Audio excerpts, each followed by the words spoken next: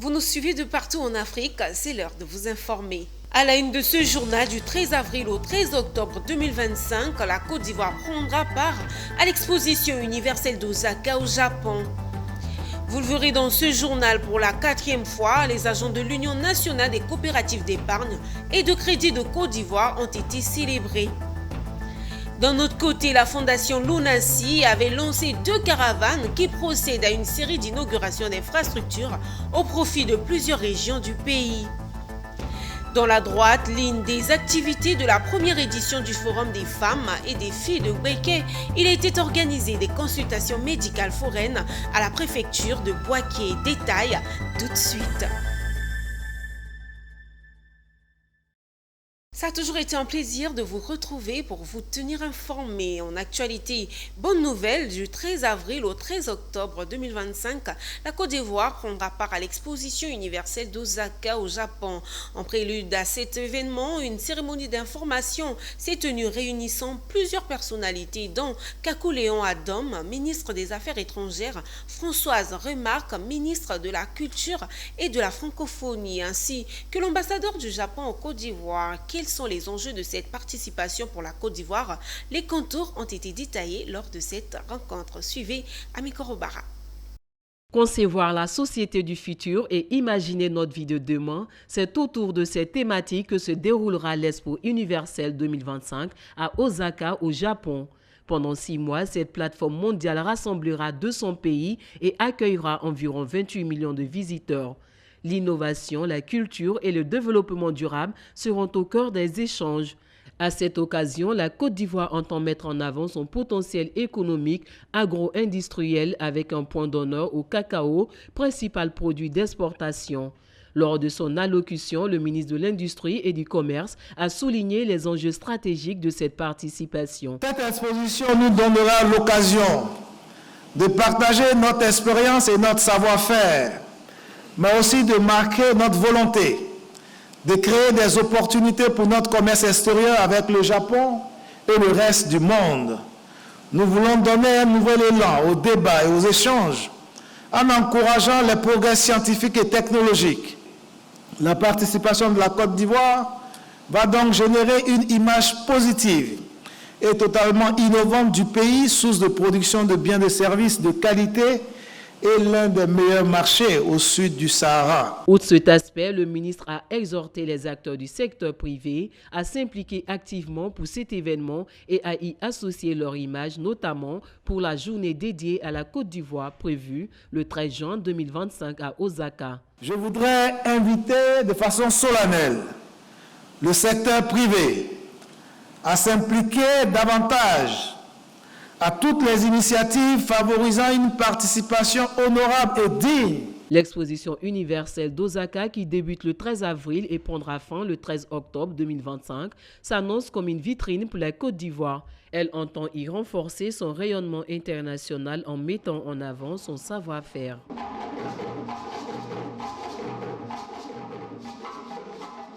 Le ministère de l'Environnement, du Développement durable et de la Transition écologique, en collaboration avec l'initiative Cacao et Forêt, ont initié un atelier de restitution des activités liées à la mise en place du système national de suivi des forêts le vendredi 4 avril à Abidjan. Cette rencontre a été couplée par la remise de certificats aux participants du programme de renforcement des capacités de lutte contre la déforestation. Sandrine Kwame détaille. 240 acteurs du secteur privé et public de Côte d'Ivoire reçoivent leur certificat à cet atelier de restitution et de présentation des résultats obtenus. Ces certificats soldent ainsi le renforcement de capacités dont ils ont bénéficié dans le cadre du programme de suivi de la déforestation.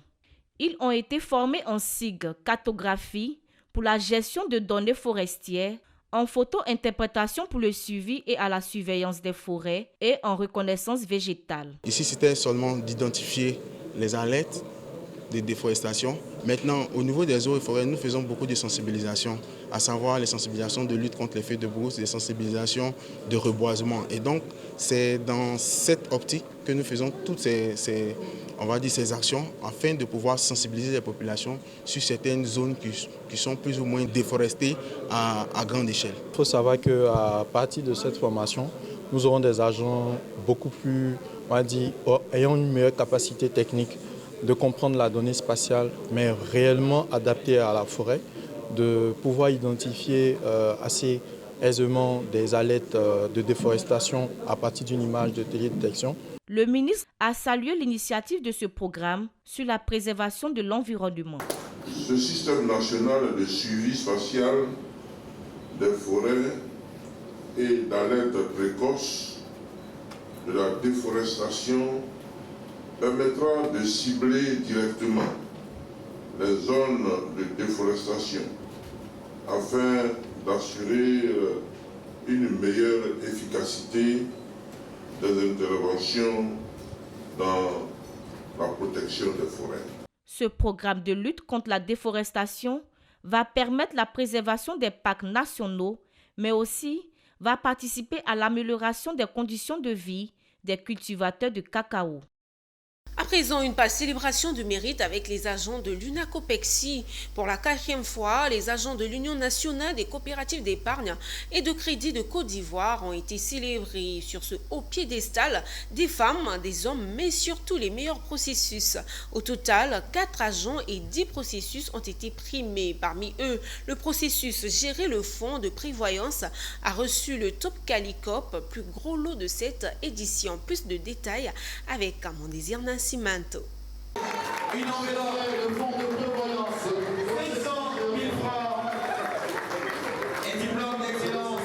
Félicitations. Ce sont eux, ces femmes et hommes, membres du processus Gérer le fonds de prévoyance, qui décrochent le jackpot de cette 4e édition du prix COPEC de la qualité.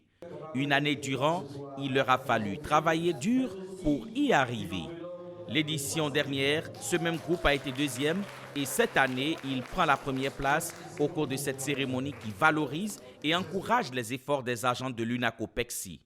Pour Marlène Nguesson, chef de département de l'UNACOPEXI, le travail d'équipe, l'écoute attentive, l'innovation et les conseils des anciens sont quelques valeurs qui ont permis de faire toute la différence.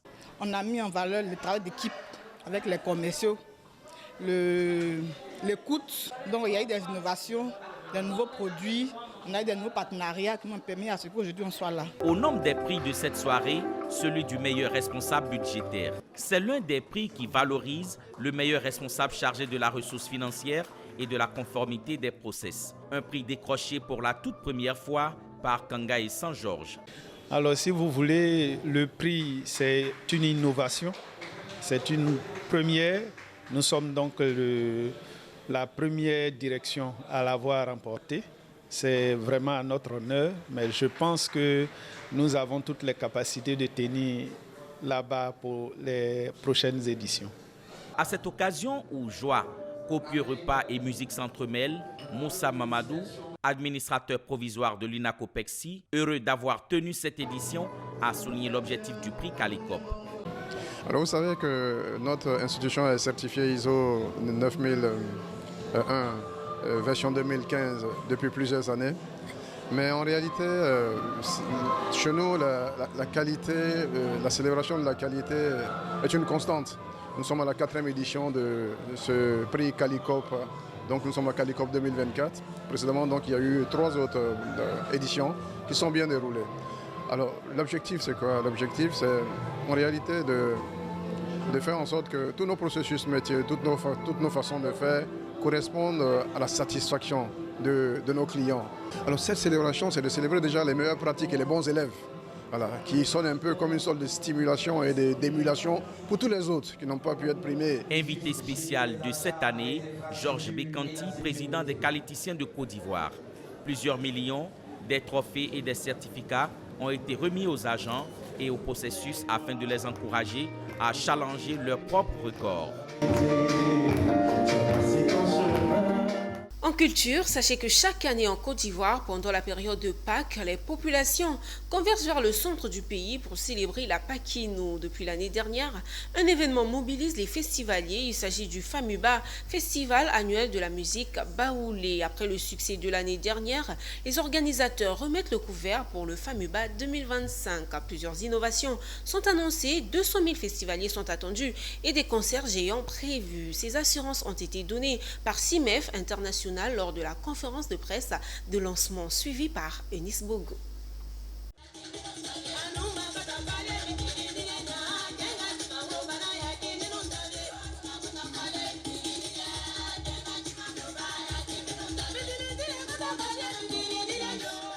Cette ambiance de Paquinou à Anoisoué au Cabo, dans le département de Didier Vie, avait retenu l'attention l'année dernière lors de la première édition du FAMUBA. Entendez, Festival annuel de musique baoulé. Cette année, l'organisateur CIMEF Événements a décidé de remettre le couvert pour le FAMUBA 2 au cours de cette conférence de presse de lancement de l'édition 2025. Les organisateurs annoncent un Paquinou haut en couleur et inoubliable. Cette année, nous avons décidé de marquer notre festival par la promotion de la culture baoulé avec toute la diversité et puis tout le contenu de cette culture-là. Donc il y aura des expositions, il y aura des ateliers qui vont parler de tout ce qui est culinaire au niveau de la culture baoulé. Et chaque soir, nous aurons 3 jours de fête avec toute la panoplie de la musique baoulé. Alors moi j'invite l'ensemble de la population ivoirienne, pas seulement la population baoulé, l'ensemble de la population ivoirienne à venir découvrir tout ce qui a trait à la culture baoulé. Alors le FAMUBA, c'est bien sûr la promotion et la valorisation de la culture baoulé, mais c'est aussi la promotion de la culture ivoirienne dans son ensemble. Rendez-vous dans le V baoulé, précisément dans le village d'Anoisé au Cabo, pour l'édition 2025 du FAMUBA qui va se tenir du 18 au 20 avril. Vive la fête de Pâques! Dans le cadre de sa mission sociale, la Fondation Lonasi a organisé sa traditionnelle caravane du social qui a parcouru plusieurs régions du pays. Parmi ces régions figurait le district du Denguélé où l'inauguration de diverses infrastructures était à l'ordre du jour. Le commentaire de Anja Semia. C'est une caravane chargée de bonnes nouvelles pour les populations du district du Denguélé. La Fondation Lonasi, dans sa mission d'action sociale, a procédé à une série d'inaugurations d'infrastructures au profit de cette localité. Conduite par le directeur exécutif adjoint de la Fondation Lonasi, la première caravane a d'abord inauguré une pompe hydraulique améliorée dans le village de Naguina. La construction de cette pompe hydraulique améliorée s'inscrit parfaitement dans la continuité de la mission citoyenne que je viens d'évoquer. Chaque année, la caravane du social de la Fondation Lonasi parcourt le pays, inaugurant des infrastructures à caractère social. Pour la même cause, apporter le sourire aux populations à travers nos dons. Cap sur Zéguetiela, dans le département de Madinani, région de Kabadougou, pour la remise des clés d'une école maternelle entièrement équipée, composée d'un bâtiment de 3 classes, un bureau, un magasin, pour un coût global de 36 224 705 francs. Puis, c'est au tour du département de Séguelon de bénéficier d'une école primaire publique de 6 classes à Tembani d'un montant total de 91 millions. C'est toujours avec une grande satisfaction que la Fondation Lonasi remet les clés d'une école primaire, car nous avons la conviction de contribuer ainsi au renforcement de notre système éducatif. Cette étape de remise de dons d'infrastructures de développement dans le district du Denguélé par la Fondation Lonasi s'est chiffrée à plus de 166 millions de francs CFA. Direction à Bengourou, l'hôtel de ville de la Cité royale de l'Indénié a servi de cadre pour la première édition des Grands Prix des bâtisseurs de l'Indénié Djoablin. Ce prix de distinction récompense les meilleurs acteurs de développement de la région de l'Indénié Djoablin et pour cette première édition, le réseau des professionnels de la communication, de l'intégration africaine et le conseil municipal d'Abengourou ont porté leur choix sur le Dr El Hadj Sermé Karim qui a reçu le 5 août 2024 dernier au Palais présidentielle le prix national d'excellence de meilleur artisan de la solidarité. Suivons des précisions avec Anissé Kwadjo, notre correspondant sur place. La salle des fêtes de la mairie d'Abengrou est pleine à craquer pour la célébration de la première édition des grands bâtisseurs de l'Indéné-Diois-Blanc. Le prix du grand bâtisseur de la région de l'Indéné-Diois-Blanc est revenu à El Hadj Sermé Karim, décerné par le réseau des professionnels de la communication de l'intégration africaine en collaboration avec la mairie d'Abengrou. La reconnaissance du mérite à des hommes et à des femmes de valeur qui, de par l'impact de leurs nombreuses actions sociales et de développement, rayonnent et font rayonner leur région. Reconnaître les mérites de celles et de ceux parmi nous qui se hissent à la cime de l'arbre de l'accomplissement du soin et du service rendu à la communauté. El Hadj Sermé Karim est le président des PCA du conseil d'administration Café Cacao de Côte d'Ivoire, a reçu son prix de docteur Honoré Koza. Il a énormément contribué au rayonnement d'Abengrou dans le secteur Café Cacao, mais également à travers ses actions sociales et ses œuvres de solidarité qui impactent au quotidien la vie des populations de l'Indéné-Diois-Blanc. À tous ceux qui veulent être comme moi, de s'acharner au travail et de toujours respecter les engagements pris auprès des uns et des autres. Quand vous prenez un engagement, allez-y jusqu'au bout, quelle que soit la situation. Docteur El Hadj Sermé Karim a reçu le 5 août dernier au palais présidentiel de la République de Côte d'Ivoire le prix national d'excellence du meilleur artisan de la solidarité de Côte d'Ivoire. Cette distinction nationale a été présentée à ses parents de l'Indéné-Diois-Blanc et aux autorités. Inspirer des générations et transformer des rêves en réalité tangible, je voudrais vous exprimer toute ma gratitude pour vos actions de haute portée sociale qui traduisent aujourd'hui ces prix que vous recevez ou que vous présentez à nos populations. Docteur El Hadj Sermé Karim, ce grand acteur du binôme Café Cacao, a reçu plusieurs distinctions nationales et à travers le monde. C'est un véritable modèle de travail et de résilience qui inspire et impacte au quotidien la vie des populations de l'Indéné-Diois-Blanc. Nous l'avons annoncé en titre à Boaké, dans le domaine de la santé, dans la droite ligne des activités de la première édition du Forum des femmes et des filles de Boaké, il a été organisé des consultations médicales foraines à la préfecture de Boaké. À cette occasion, les femmes avaient bénéficié d'actes médicaux gratuits afin de connaître leur état de santé. En effet, il s'agissait de les préparer à une participation massive et entière au forum placé sous le signe de l'autonomisation et du leadership féminin. Suivant le reportage d'Emmanuel Bonzo. Ces consultations médicales foraines font partie de la série d'activités au cœur du premier forum des femmes et des filles de Boaké. Actrices majeures pour le développement de la région, elles seront le centre d'intérêt de cet événement prévu du 24 au 26 avril prochain à l'Université Alassane Ouattara de Boaké. Mais avant, elles ont droit à une activité médicale afin de connaître leur état de santé et les voir s'impliquer massivement dans la tenue de ce forum. L'idéal pour nous était de pouvoir insérer dans le programme une consultation foraine pour que le lancement que nous avons fait ne se limite pas seulement à des discours en salle ou des projections. Il était important pour les femmes de savoir qu'il y a tout un programme qui est fait pour elles et qu'elles peuvent s'approprier. Les femmes représentent 48% des populations du Boaké, un atout majeur pour l'essor économique et social de la région. Ainsi, ce forum contribuera à les mettre à l'honneur tout en favorisant leur autonomisation et leadership au sein de la communauté. L'objectif du forum, c'est de décomplexer les femmes, de se dire qu'elles peuvent réussir à travers tout ce qu'elles savent faire de mieux, doivent leur permettre de s'accaparer leur autonomie. Je demande à toutes les femmes de la région de Boaké de se mobiliser autour de ce forum et ensemble avec le conseil régional, trouver les solutions pour leur autonomisation, leur bien-être et leur santé. Cette activité médicale a donc consisté à contrôler l'état de santé des bénéficiaires. J'ai préféré être là pour venir voir ce que j'ai, si je suis malade ou pas. Et on m'a dit que tout était bon. Lorsqu'on fait les consultations générales, on cible plus les pathologies chroniques. On fait allusion à l'hypertension artérielle et le diabète, qui représentent aujourd'hui un fléau mondial. Lorsque les gens organisent, ils ciblent plutôt ces pathologies chroniques afin de prévenir ces pathologies-là auprès des populations. Grâce à ce forum, il s'agit d'impulser une réelle dynamique pour les femmes et filles de Boaké afin de faire d'elles un véritable moteur du développement durable et inclusif de la région. En bref, le Fonds monétaire international, FMI, a décaissé à l'Égypte son financement de 1,2 milliard de dollars, représentant la 4e tranche dans le cadre du programme de facilité élargie de crédit. L'annonce a été faite dans un communiqué publié à la primature égyptienne le 2 avril. Voilà, c'est la fin de ce journal. Merci de l'avoir suivi. L'information économique sous toutes ses formes se poursuit sur Business 24 Africa, la télé utile. Au revoir.